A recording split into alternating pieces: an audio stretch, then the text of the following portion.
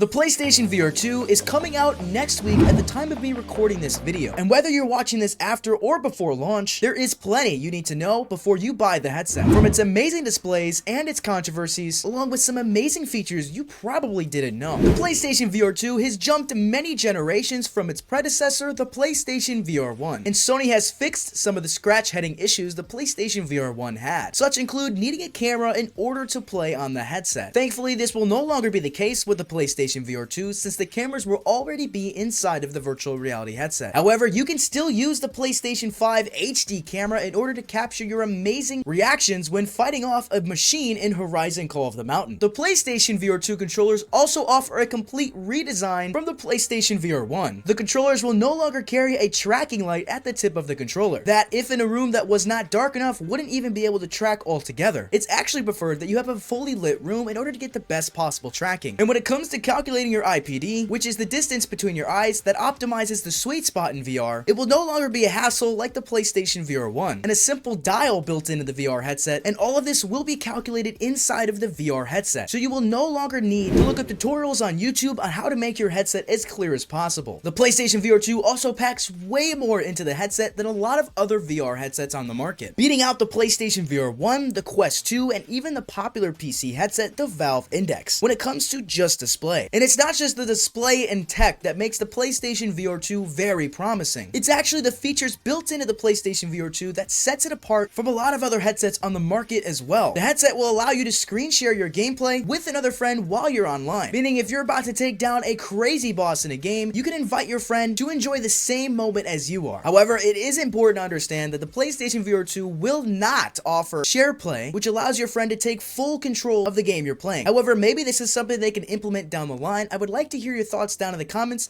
how you would feel about a share play PlayStation VR 2 game. The PlayStation VR 2 will also offer accessibility settings, not including zoom. However, the available settings will be color correction, invert color, and a feature that I honestly was surprised by, custom button assignment. So if you're somebody that likes your controls a certain way, you'll be happy to know that the PlayStation VR 2 does support this. And a loved feature on the PlayStation 5 that's making its way over to the PlayStation VR 2 is activity cards. Activity cards are very simple and actually very useful. So if you find yourself wanting to continue or even restart a certain quest, just like a normal game on the PlayStation 5, you can pull up the activity cards and jump right back into whatever quest or game you were playing. And potentially one of the biggest, most burning questions about the PlayStation VR 2 is, will you need to buy an entirely new headset if your wire so happens to break? Well, the answer is very simple, and that is no. There is a way to take off the PlayStation VR 2 wire, so if for some reason down the line your cat or dog ends up chewing that wire off, it'll be as simple as buying a new wire and not spending your money on an entirely new headset. However, with every new piece of tech, not everything is perfect. In fact, one of the biggest complaints about the PlayStation VR 2 is the fact that it still uses a wire. However, from many hands-on testers, this did not impede their experience whatsoever. But if you're somebody that cannot stand the sight of a wire, well, unfortunately, there is no way around this while using the PlayStation VR 2. However, it is worth mentioning that the PlayStation VR 2 would not be able to pack as much tech into the headset if it was entirely wireless. Another downside is that the PlayStation VR 2 will only offer a field of view of 110 degrees, though some hoped, including myself, for it to be at least 120 or more. If the headset is a true 110 degrees, and it's not just some shady marketing by Sony, then this amount should pan out well. Not only that, but the PlayStation VR 2 will still be using Fresnel lenses. Now, this was a big talking point for a while. The disadvantage to Fresnel lenses is God rays, which can produce streaks of light to make the image not so appealing. It does seem like Sony has patented their own type of Fresnel lenses, so this actually probably shouldn't be a huge issue. But for that, we'll have to wait and see. The PlayStation VR 2 will also run you back a little over $1,000. And though the tech inside of the headset makes this price justifiable, to the average consumer, this is still a hefty price to take. I will mention, however, comparing this to something like the Valve Index, which is $999, including a high-end PC, makes the PlayStation VR 2's price a little bit more manageable. And for some people, this simply is just not worth the cost, no matter how great and excited the displays and tech are. And with over 100 games being developed currently as you're watching this video,